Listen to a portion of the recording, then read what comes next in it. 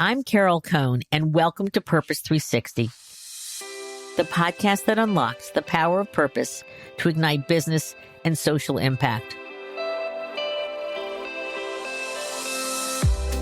Every now and then on Purpose 360, I invite a client to have a fairly deep conversation, deeper than I could with a guest that I had just met.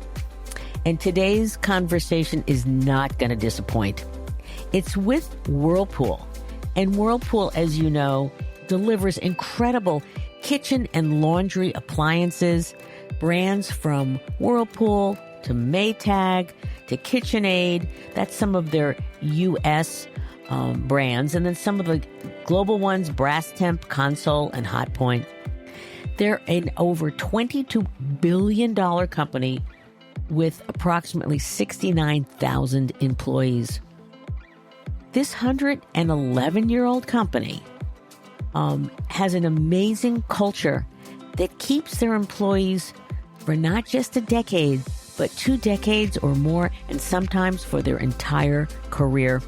We're going to explore with Pam Klein, their newly appointed Senior Vice President of Corporate Relations and Sustainability, and Deb O'Connor, their Director of Global Corporate Reputation and Community Relations, to really talk about how they live and embed their environmental commitments, their societal commitments, their culture impacts of their work for decades. What's fascinating about this conversation, you're going to learn so many insights. Now, Pam has been there her entire career. She's an engineer by background.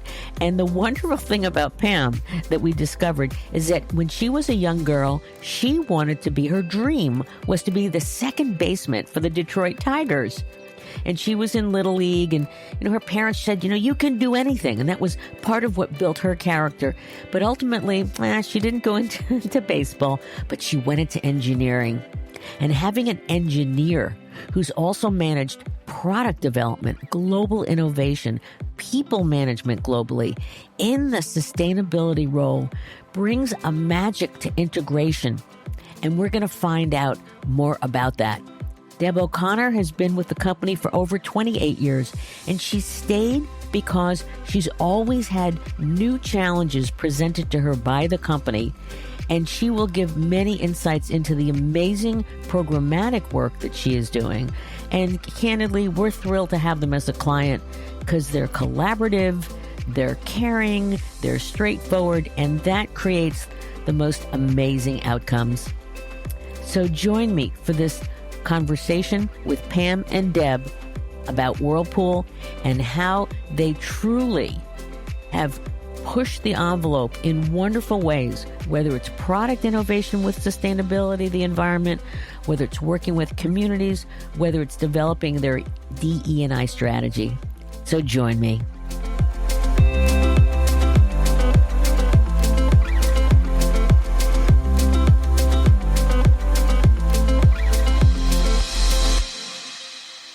Pam and Deb, we'd just love to learn a bit about your background, and then we're going to get into the exciting way that you're integrated into your functions together at the company. So why don't we start with Pam? Thank you, Carol. Appreciate it very much. As you mentioned, my role is Senior Vice President, Corporate Relations and Sustainability here at Whirlpool Corporation. I have been at Whirlpool my entire career, over 25 years, and I've had the opportunity to serve in a variety of roles across engineering, product development, global innovation, and marketing. So a tremendous opportunity to gain experiences here and I think to make a difference as well. And that's all culminated into the current role that I'm in today. And congratulations on the new role. We have I get a lot of questions from young people. How do I get a role in sustainability? And we're going to dive deeply in a minute into Pam's background because it is so extraordinary. And it's a testament to the career trajectory paths at Whirlpool. And I always say to anyone, you never have to leave a company if you're always learning. And that's what happens at Whirlpool. So Deb, you've been there quite a while too. Yep, I have been here for 18 years, and I started my career in the communications and public relations section for KitchenAid and Jenn-Air brands. So that's where I learned to love appliances, I'll say that. And I've been doing corporate reputation and community relations for almost 10 years. My background prior to Whirlpool is nonprofit organizations, so I've been on both sides of the relationship. So I feel like I have lessons learned from both sides. And I think that's really important for anyone who truly wants to have an authentic and long-term career in the field of purpose, CSR, ESG. It's having a multifaceted experience set, because you're really bringing knowledge and empathy and connection making to all of those that you're working with. Pam, you have a very interesting dream as a child. And I was amazed to read this in terms of your bio, that you wanted to be, a second baseman at the Detroit Tigers. And you were following that career as a little leaguer. So can you talk a little bit about that dream, but what that dream taught you that you have used as that perfectly beautiful, golden thread throughout your career? Yeah, like many kids, I loved sports. I loved baseball and played Little League baseball. And I was pretty determined to be the second baseman for the Detroit Tigers, which would have made me the first female Major League Baseball player. That didn't happen, obviously, and that's okay. But what you're referring to is a very important life lesson that I had. So played baseball until I was about 12 or 13. Finally, there was a softball league in my town, so I could shift from being that only girl on the team and one of 2 or 3 girls in the league at a time to playing with a sport with other females. But what I look back on that experience and really appreciate is my parents never told me I couldn't do that. They never said, no, you can't play baseball. Those boys are too rough and you can't handle it. Instead, they were in the backyard practicing with me and teaching me how to, pitch, hit and run and throw and that sort of thing. And my dad even helped, was assistant coach for the team for a period of time. They knew I wasn't going to be the second baseman for the Detroit Tigers. That was going to take care of itself. But they never told me I couldn't. They instead enforced, work hard, practice, keep up with everyone, else out there. But what I appreciate the most, especially then, is I went into engineering and, ended up in the business world and started to learn that others had been told they couldn't do something. I really value and appreciate that my parents instead reinforced the principles of work hard and you'll be able to do whatever you want to do. They never inflated my ego or made me believe magical things were going to happen. It was always about the principles of hard work, put the effort into it, and you can achieve whatever you want. There was never any reference to gender or any other barriers that were out there. And I think I was incredibly fortunate to have that support, but also the realism that you got to work in order to accomplish anything. So talk about when you went to engineering school, because I bet there weren't a lot of women in your class either. No, it was about 20-25% females in the population in general. But again, part of it because I kind of grew up hanging out with males as well as females between the different sports. But also, I intended at the time to be a doctor, and my dad wisely told me I should probably focus on a degree that I can use after 4 years, because what if I don't want to go to medical school? I had attended, a couple of summer youth programs around engineering and decided with my capabilities in math and science and just the broad base that engineering gives you and, teaching critical thinking and problem solving skills, that would be a great place to start. So went to Michigan Technological University for undergrad, studied engineering. And, I would be halfway through a semester and look around and realize I was the only female in my class. That was just normal. But my friends who were going there, the other, females that are my lifelong friends to this day, they were going through the same thing. Like it was just our normal and you really didn't think about it or focus on it. But then, you found your common ground in those people outside of class to hang out with. Being in a classroom full of males, didn't intimidate me in any way. And I think in many ways helped reinforce me for the work world, as I entered that. And I'm curious from both of you, when you got your first job at Whirlpool, can you remember back to, what were you thinking? Were you thinking, I'll be here for a few years and then I'll go do something else? And so, Deb, that's 18 years ago. What'd you think about getting that job? Like, wow, it's Whirlpool and what am I going to do? I was so excited and so intimidated. I thought, this is where all the smart people are. And how could I contribute? But honestly, I think you said it early on that if you keep learning and you keep doing different things, you can keep going. And I have done that. I think every few years, things change. And I mean, even in the world changes. So if you do the same thing, you're still kind of doing the same thing, something different, in order to address all the issues going on as life goes on. So it's changed quite a bit all the time. People change that you work with. So I just think that the people that I work with are amazing, and that's really kept me here, I think. And Pam, what was it like when you got that job? First of all, I think Deb summed a lot of it up really, really well. So that makes me smile to hear her say those things. When I got my first job, right out of undergrad, I hired into a rotational program for engineers, and it was a phenomenal program. You did 2 6-month rotations as an engineer. Then we went back to the University of Michigan full-time for a master's degree in engineering, along with our thesis project, and got paid our salary. So school was paid for. We got paid our salary. Great. Like, I was on cloud 9 when I got this job and this job offer. And I remember my colleagues at school, my classmates saying, "No, you misunderstood. It can't be that good." But it is. So my hard work paid off, and it was worth it. I really loved the people that I met. I remember after I interviewed even with the individual who ran this program, I said, "Hey, if I don't get into that program, I would still like a job here. So let me know if that's an option," because I just really liked the company culture, the values that I saw, and the opportunity. Coming out of college, you don't think home appliances are the most romantic thing ever. But I saw that it was the possibility to impact people's lives every day. So all of a sudden, my grandmother had input for me on, her appliances. And it was a very common ground to talk to people about how they impacted their lives every day.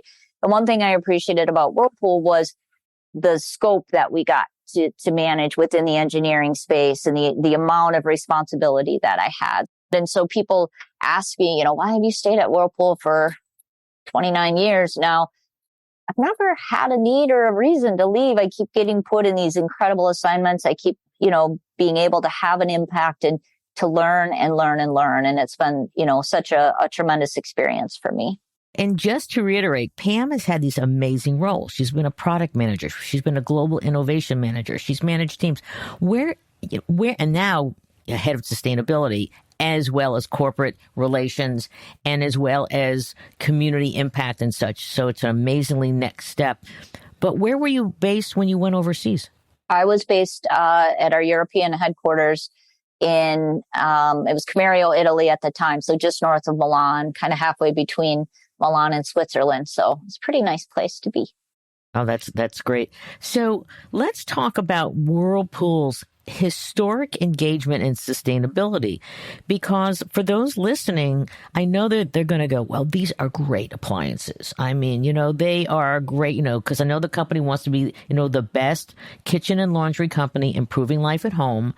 Can you talk about how the company approached sustainability over decades? Because people don't know that. Sure, absolutely. And this is something we're very proud of. And we're Midwestern, so we have some humble roots in it. And I think we went about this quietly, much like we do many things. But, Whirlpool will turn 111 years old on November 11th this year. So it's a significant anniversary for us. And, Fortune 500 or Fortune 200 companies, I think, have an average lifespan of about 14 years right now. So we're proud of our history. That's taken a lot of reinvention, and it's taken a lot of, foresight from our previous leaders and our CEOs to think about what's next and how do we sustain ourselves as a company in this space. And, all the way back in 1969, our CEO at the time, Elisha Gray, said in a letter to his shareholders, we cannot separate our business from the communities in which we operate and hope to grow and prosper.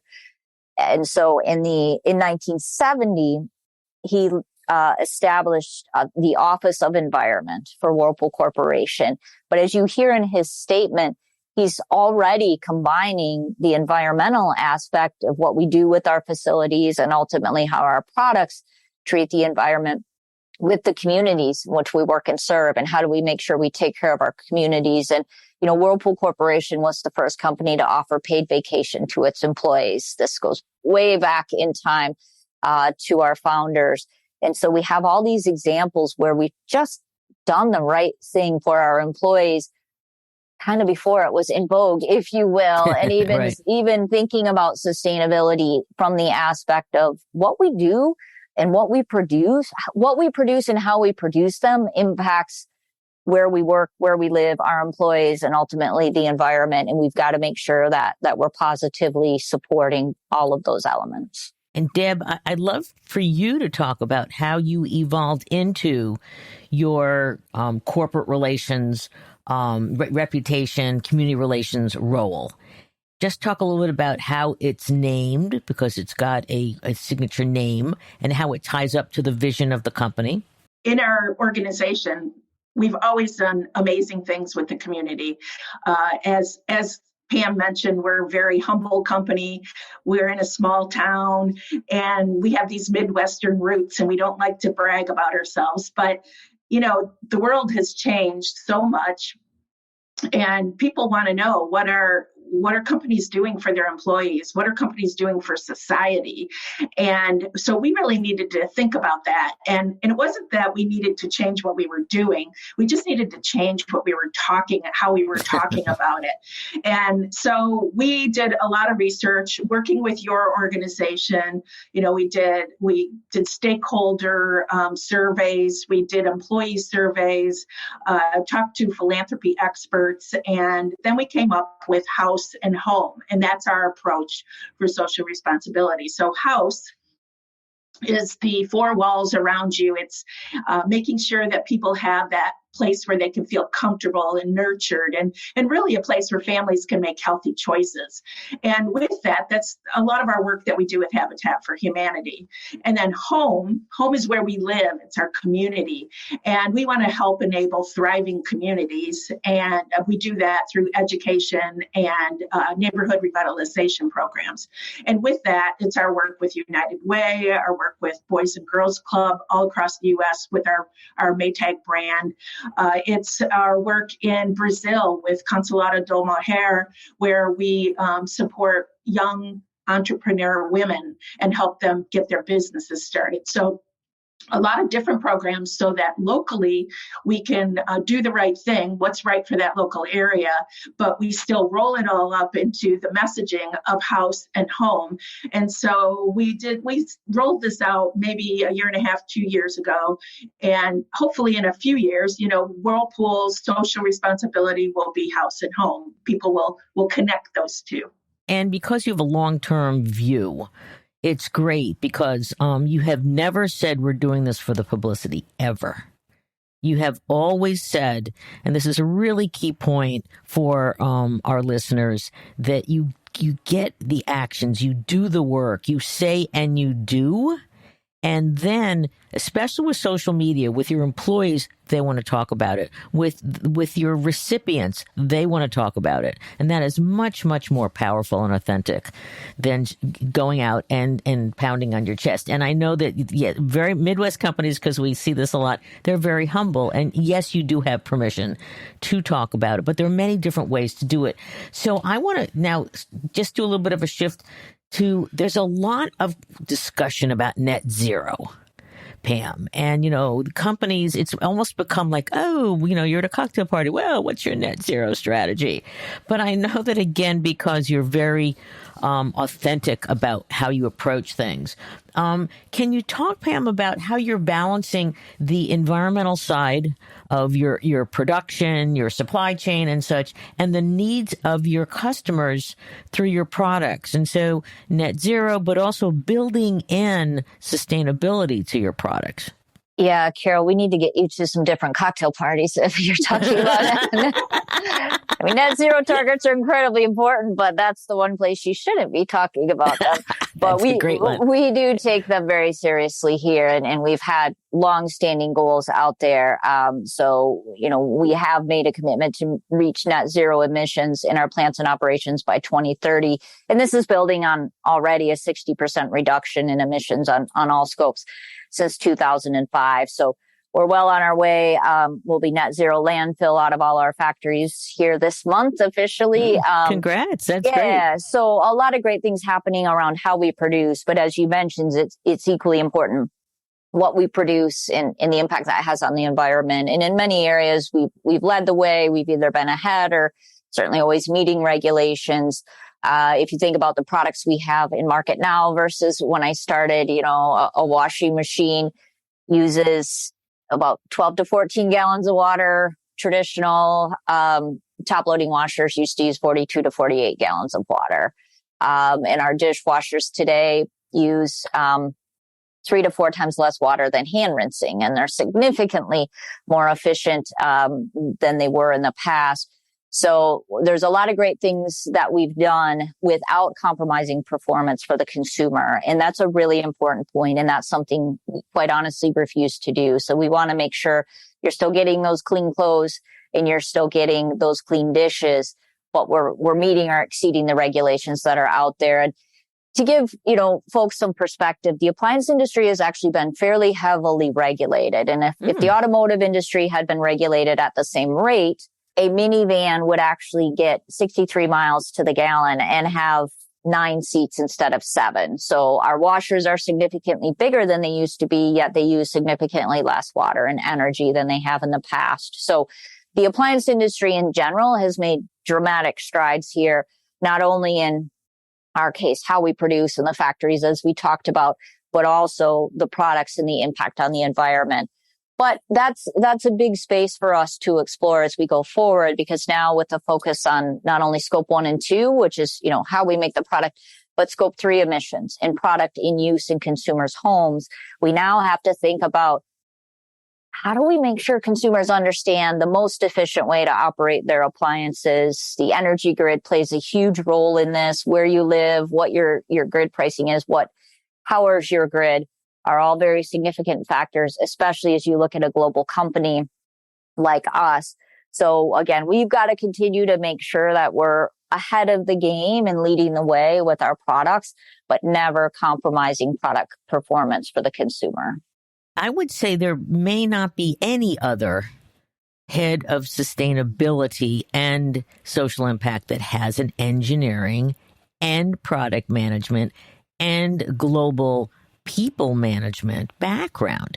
So do you have any recommendations for your colleagues who are not as fortunate as having won a baseball career so they could learn whatever they want to do, but also that very important engineering? So what would you suggest that they get smarter on so that they can have the integration of both the business, the product, and society? It really comes down to just problem-solving skills and critical thinking, and you get that through a lot of disciplines. So for me, engineering was a great place to start, and I think it served me well. It's my curiosity. It's my thirst for learning. Many of the roles I've taken, as I mentioned earlier, weren't on my radar. I got asked to consider it. I asked, what would I bring to the role? How could I add value? What would I learn? And was always really, really engaged by the learning aspect of it, but also given, what Deb talked about and you touched on what we're able to do for our consumers, for the community, and how we're able to impact people's lives that way was really intriguing to me, because I care so deeply and I had been involved in those initiatives in the past is always part of my career here. And one of the reasons I stayed with Whirlpool, but also it was the first time we were elevating the sustainability role, combining it with that corporate relations, communications, government relations role, historically putting it on our executive committee and reporting directly into the CEO. So it also spoke to the importance of sustainability. And I could really see how my background could help pull those things together in a different way. beautifully stated. And I love that you're such a go-getter, which again, I think starts with your parents and your baseball career. But I want to know, Deb, I want you to share with us, you don't just give money to Habitat. That you truly have a deep relationship. I think it's 23 years with Habitat, and it evolved recently. So can you give a little bit of background, but then some advice to our listeners? Because I always say that, you don't have to walk away from a great partner, but you do need to evolve the relationship to make it work for both the business and society. Yes, I totally agree with everything you said. And we're super proud of our 23 years with Habitat for Humanity and hope that will go many, many more. We still give a range and a refrigerator for every home that's built in the U.S. and Canada. And that's where we started 23 years ago. But as you mentioned, in the last year, we really had to take a look at the relationship, and we wanted to have one global organization that we worked with. So in order to do that, we would have to expand that relationship, and we needed to do more than a range and a refrigerator. So we expanded into global builds. We supported three regional forums. And when I say support, you're right. We didn't just toss money at them. We had people speaking at them, and we had people on the planning committee. And really, what the forums are is we bring the best minds in housing development together to spur innovation, and then we would be able to support some of those innovative solutions. So that was exciting because it was outside of the U.S. So we got a lot more input from our employees in the other regions. And then also we decided to support the Habitat for Humanity Cost of Home Initiative, which is an advocacy campaign where they're just tackling the inequities in housing in the United States right now. They're going to expand it, but and really that program, our contribution to that has helped 10 million people have access to affordable homes. So we know Habitat for Humanity is making great impact. But what was going on is we were just giving a range and a refrigerator, and we said, we need more. We want to be involved. We want to collaborate. We don't just want to toss dollars over the fence and see what you do with it, So we really got into, we created authentic relationships. We very often in meetings will say, all right, we're family. Let's give the reality here. So, if you're thinking one thing, you gotta say it, and you just have really transparent conversations about what our goals were, what their goals are. And I don't think I've ever, in all my nonprofit history, I don't think I've ever had a conversation like that where we lay everything on the table. And it's okay that if our goal is to sell more appliances, then we should say that, and you'd be surprised that the nonprofit organization is going to understand that and help you find ways to, get your relationship out there. The other thing that I would say is sharing the goals, but also sharing how are we going to measure this? Because it needs to be measured whatever we're going to do in order to, create that true impact. We have to measure what the impact is so that we can learn from that and go further. And so I think the authentic relationship is really the core of it. And so I'm really proud of what we've done with Habitat for Humanity that your group helped us do. And looking forward to a great future and new programs as they roll out. There's two things I just want to bring up to our listeners is that there's a call like every single week that has Deb, her team, our team, and the Habitat team. And we're constantly discussing and talking about the evolution, what's working, what's not working, looking at grids in terms of, projects in progress. It's amazing. But also at least an annual planning meeting. Mm-hmm. And now that we go back face to face, so that really creates a relationship and the evolution. So part of the great evolution of your relationship with Habitat was build better with Whirlpool. And it's very current. I know that Pam will like it because it's got an engineering base to it. It's building more resilient housing, especially with what we're seeing in climate. But Deb, can you talk a little bit about that? Because it gives you, again, it's ownership for you. You branded it. And so it's ownership for you, but you're also learning to evolve as Whirlpool's always evolving its products and services to be more person and environmentally friendly. So just chat a little bit about Build Better. Sure. So Habitat's program called Build Better with Whirlpool. It's a 3-year initiative, and we're building 250 homes that are climate resilient and energy efficient. But the interesting thing about it is that it's a research project. They're going to put different instruments and tools inside the home so that they can measure the efficiency. And then we'll be able to share those learnings across the construction industry. So not only will it make Habitat homes better in the long run, but this can be used across the industry to make more efficient homes. A couple of things. Well, the efficiency of the home is expected to be 15% more energy efficient compared to the local current codes. So if we hit that 15%, imagine that 15% of the people who own Habitat homes, that's a lot of money for them to save, and they can use that elsewhere. As far as the climate resiliency, we were really excited about that part back in, I can't remember what year it was, but Hurricane Michael that hit Mexico Beach in the panhandle of Florida. We saw an image that had a neighborhood that was just pummeled from the hurricane, and there were 5 houses standing, and all 5 of those homes were Build Better homes. And so when we saw that and saw what that could bring, and when you think about the hurricane that just happened, it's devastating. And so we said yes, please, to this, because the energy efficiency piece fits right in with our sustainability programming, and then the climate resiliency is just important today. And again, it's ownable, but it makes total sense. It's something you can talk about. It works with the times. That picture, we're going to put that picture in our show notes because a picture is worth 1,000,000 words. So Pam, I know that I want to go back to some of the way how you're embedding sustainability into the company. So can you talk a little bit about your circular strategies for feel-good fridges?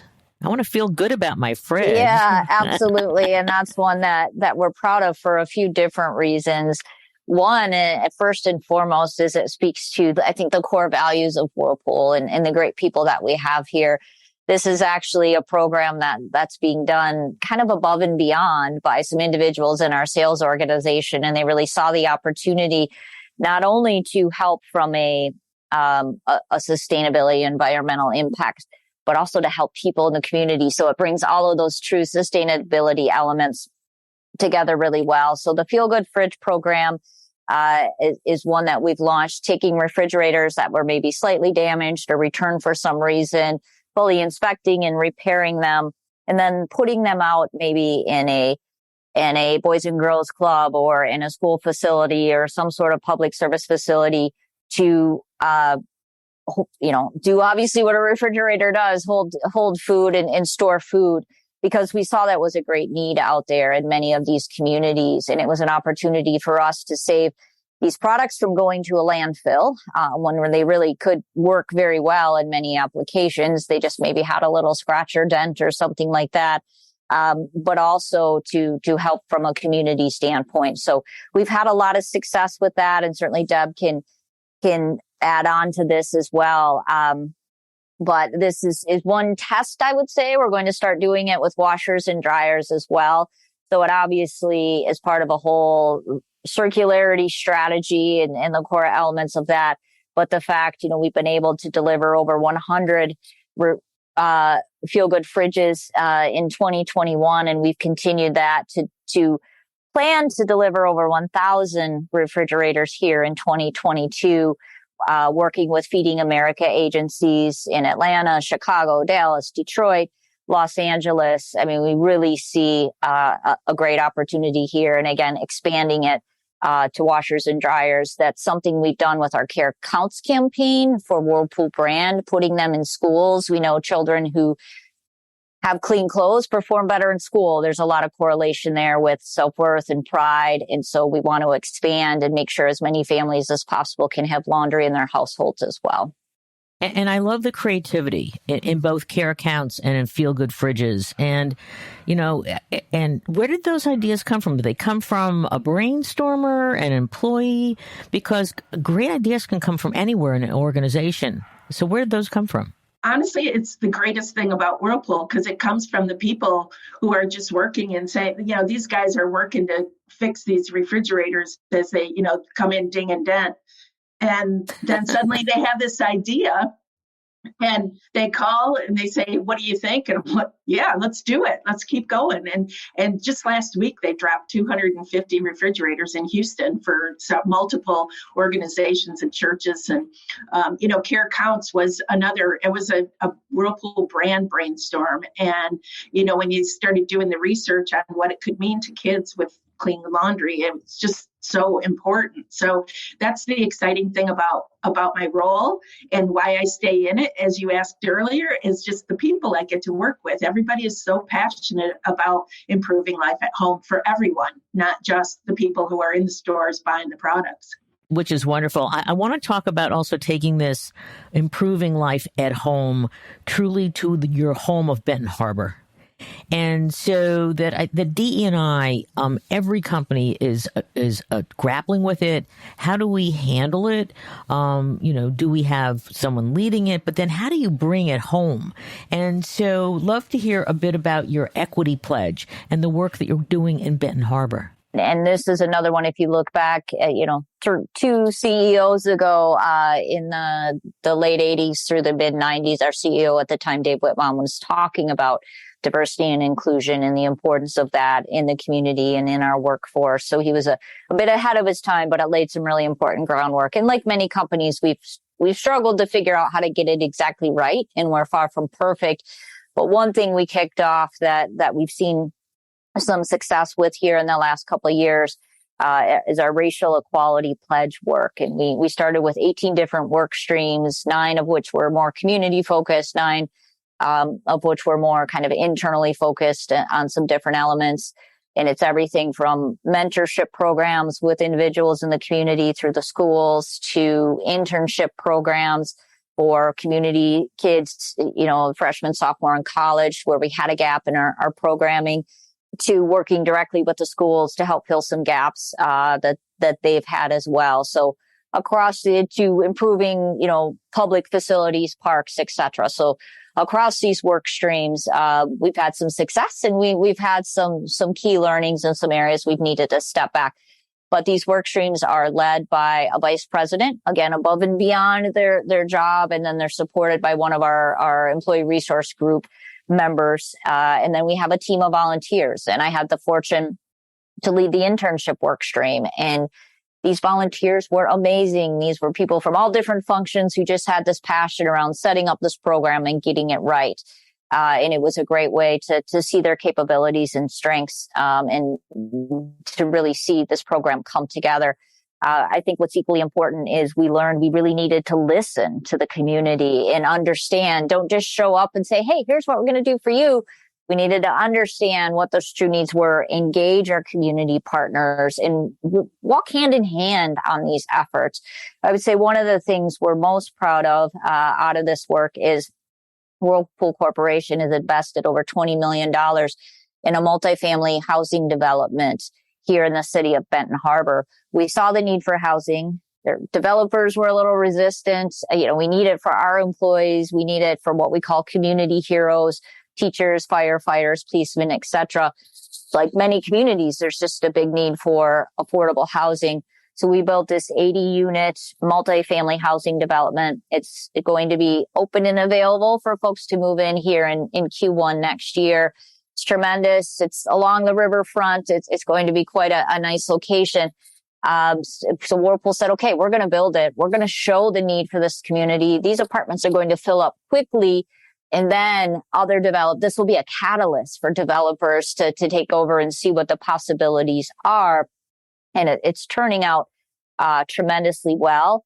We have engaged with the city all along. This will help their tax base They're very supportive of it. We are going to have, a percentage of the units are available for Whirlpool employees because we have that need as we're hiring people in. But we are going to have a percentage of units that are available for the teachers, the policemen, et cetera. We want to build a community within a community and have people really understand those that they live with and what their lives are like and what their challenges are day in and day out. We really think there's some huge opportunities here as well. That is so smart, because I know that some of our listeners, when you are the largest employer or one of the largest employers, that puts a huge responsibility on you. And you can either shirk it or you can lean into it. And you leaned into it really deeply. I know in your equality pledge, and you're very transparent about the journey, because it wasn't a straight line to goodness. You had some challenges. Is there any sort of a story that you can share about there was a bump in the road and how you dealt with the bump in the road? Yeah, the one that comes to mind is what we call our Union Park project. So in the first go around, after the first year, the team really had tremendous ideas of how to revitalize this park that had been at the very heart of the city of Benton Harbor. And many people there, many adults there have memories of playing baseball there and, playing sports. And that was a gathering area for picnics, etc. So the team went in with their shovels and their rakes and their paint and really did a tremendous amount of work, and it was beautiful. But we didn't engage the community in the right way. So we thought we knew what they wanted, but they weren't part of the process. And so there was quite a bit of vandalism and destruction once this was done. And it was so sad to see. And we could have easily folded up our arms and said, all right, you don't want our help, we're out. And instead, the team said, can we learn from this? How did we screw up? Right. They owned the fact that it's probably something we did wrong, rather than these folks just don't want our help. And the core team really did a tremendous job of going deep, learning what mistakes we made, how to partner. This past May, went back and redid a lot of that work and also added some things to this park effort. And it's just a totally different story. Now people are enjoying that park in the same way. They're bringing those memories again. It's a safe place. We haven't seen the vandalism. So it was such an important lesson. And be there with this group, put your arms around them, bring them along, instill that pride of ownership. Don't just come in, as the big company for a day. We're going to shovel some things and move some dirt and you'll love it. So I think it was a really important learning. And we've also seen, some different aspects of the mentorship program. How do you really teach people to listen? Probably much more than to teach in these moments, right? Like, what is this population? What do these kids really need? Someone who believes in them and that can listen to them. It's different than a professional mentoring relationship, for example. Listening, co-creation, some great lessons. Deb, I want to turn to another lesson that you can share with our listeners, which is that you have a newsroom. And so I was really very intrigued by it. So can you talk a little bit about what's its configuration? What does it do to get your messages out into the world? Sure. We started probably 8 years ago or so and realized we had a small group of people to work to get a lot of stories out there. So we went over to Chicago and actually sat through a newsroom of a TV station in Chicago and brought our learnings back to Benton Harbor and created this newsroom. So we have people, everyone has a different expertise. There's storytelling, video, design, graphics, social media, etc. But everybody also mines for stories.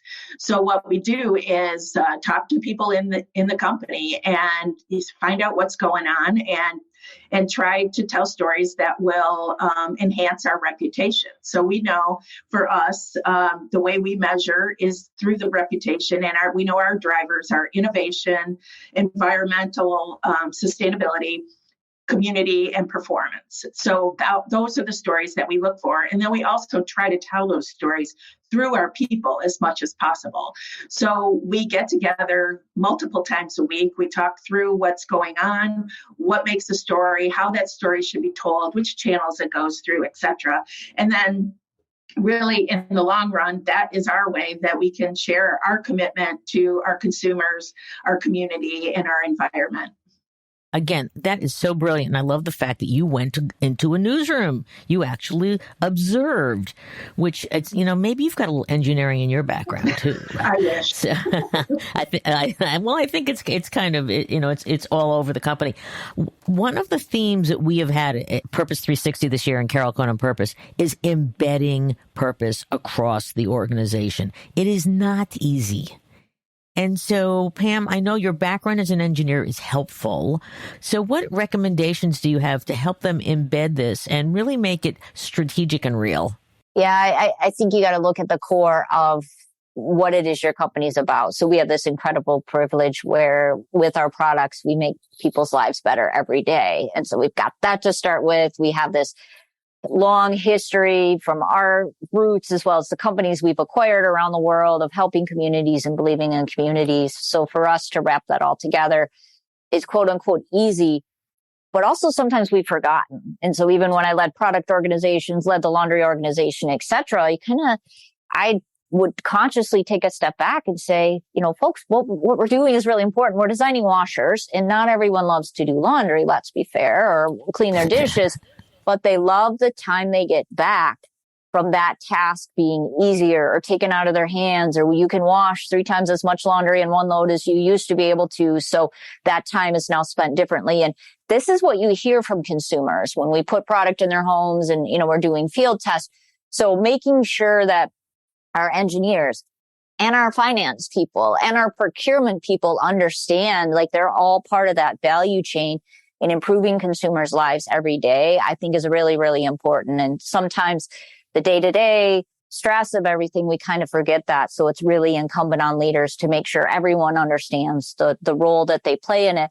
And you can find that through whatever company you're in. A company is formed to do something for a reason, for a purpose. So determine what that purpose is and how you can motivate your employees to be part of that bigger picture. And that is so right, is that we hear so often that an employee is like, they're doing widgets, they're doing something, they're a courier, they're this or that, but they don't know how it fits into the whole. And that is a constant theme throughout this company, that no one had to tell you that even before ES&G and the integration. It was just how you did business, which is, you're very fortunate that you have, tremendous foresight in terms of whether it's the career trajectory or how you're all bringing people to the table to truly see the impact, and then it inspires them to do more. So when the role inspire, I know we can't say what, but we also know that you are thinking about some amazing innovations for the underdeveloped world. So without showing your hand, can you talk a little bit about why that's important to do? Yeah, I'll make a couple comments and then ask Deb to add in. This is something she and I have both been involved with for a really long time, actually, and we're excited to be so close to something happening. But obviously we have a large U.S. base here, and that is an important market for us, but we are global. And as you start to go global or travel around the world, as I've been fortunate to, you understand just how much less penetration you have in certain marketplaces. So when I started traveling to India, electricity penetration was like 19%. Like that's something we can't even fathom. So yes, there's a huge population and we sell a lot of products there, but there's a huge underserved population as well. And there's many people still washing their clothes in a very manual way. So going back to my earlier comments, how do we make their lives easier? How do we give them the same sort of time back so they can spend it with their families in a different way? And so we have a focus on that as well. And I'll turn it over to Deb. She's been deeply involved in this, and let her add some comments as well. Yeah, I would just say that right now what we're working on is learning how those people do laundry, cook in their kitchen, et cetera. We need to learn a lot, similar to what Pam talked about with our equality pledge. We can't just go in there and say, this is a great product for you.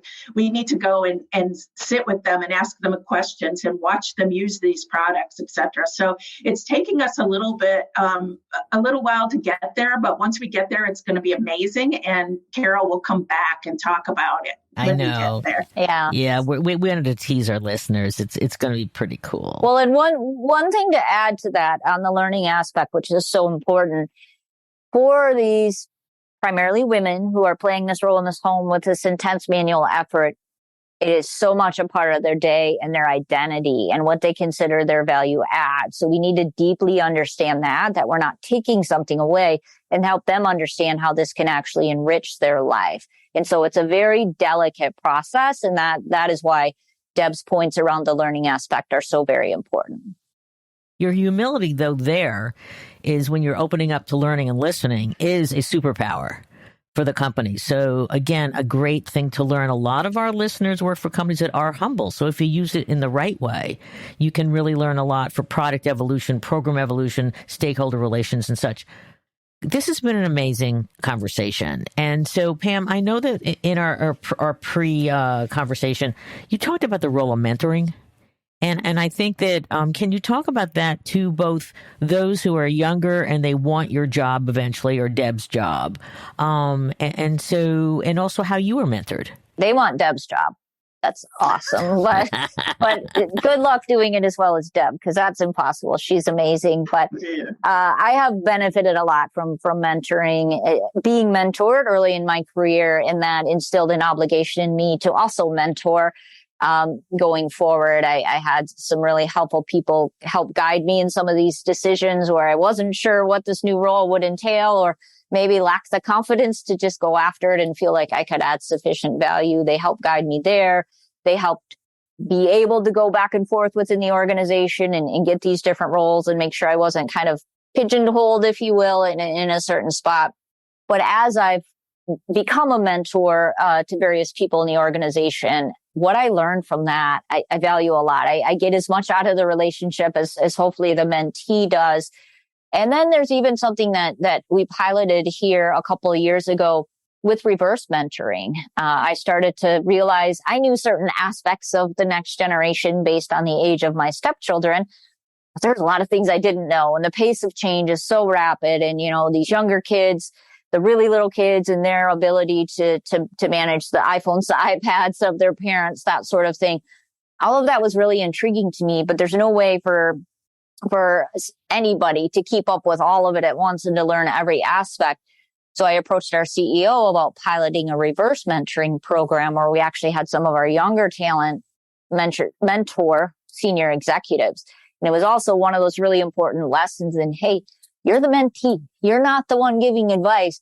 You need to listen and learn. And and you need to prioritize this, because if you start canceling these meetings, if this isn't a priority, you're sending a very difficult signal. So we put out some guidelines, had some suggested topics, and, once a month, maybe here are the sort of things you talk about.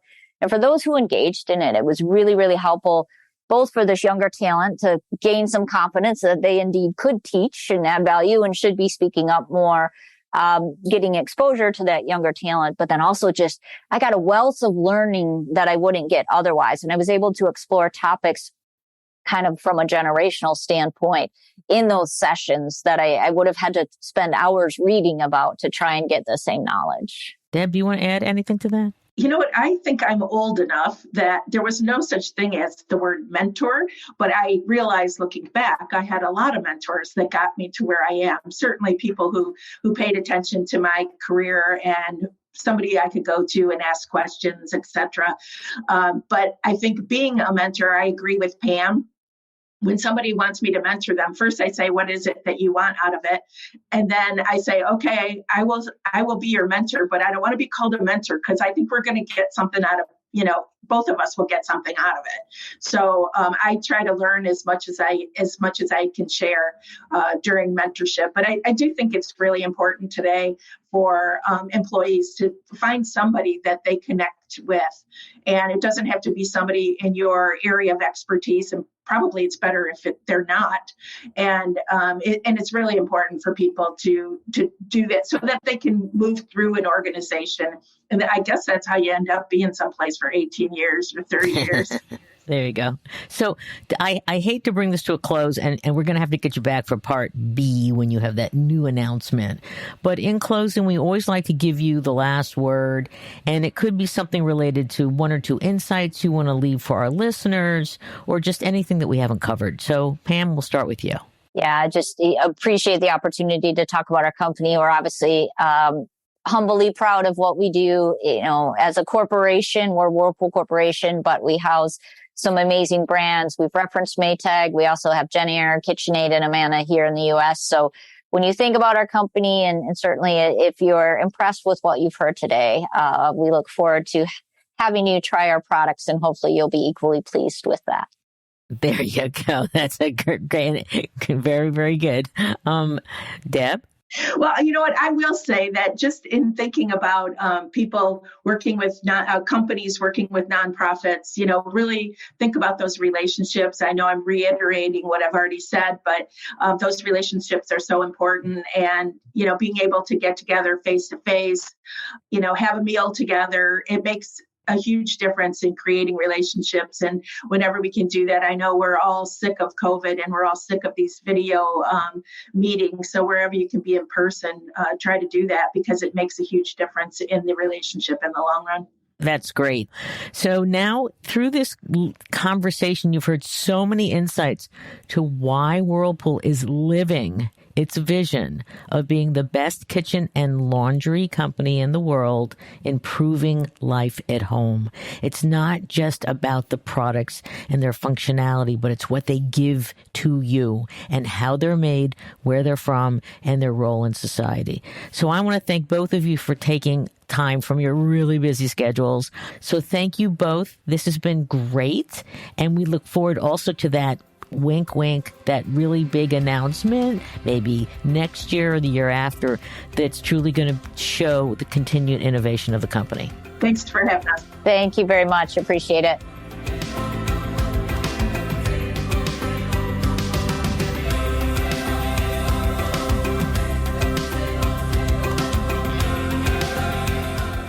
This podcast was brought to you by some amazing people, and I'd love to thank them. Ann Hundertmark and Kristen Kenny at Carol Cone on Purpose, Pete Wright and Andy Nelson, our crack production team at True Story FM, and you, our listener. We love hearing from you, so please give us feedback. Let us know names of people you'd like to hear on a future episode.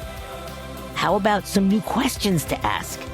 And also, please rate and rank us, because we really want to be as high as possible as one of the top business podcasts available, so that we can continue exploring together the importance and the activation of authentic purpose. We all know every company, every brand, every not-for-profit must define their purpose, refine it, and activate it and evolve it over time so it has the greatest impact on business, growth, and society. And by listening to these episodes and sharing them with your colleagues and talking about them, I want to inspire you to have an amazing answer to this question: what is the power of your purpose? Thanks so much for listening.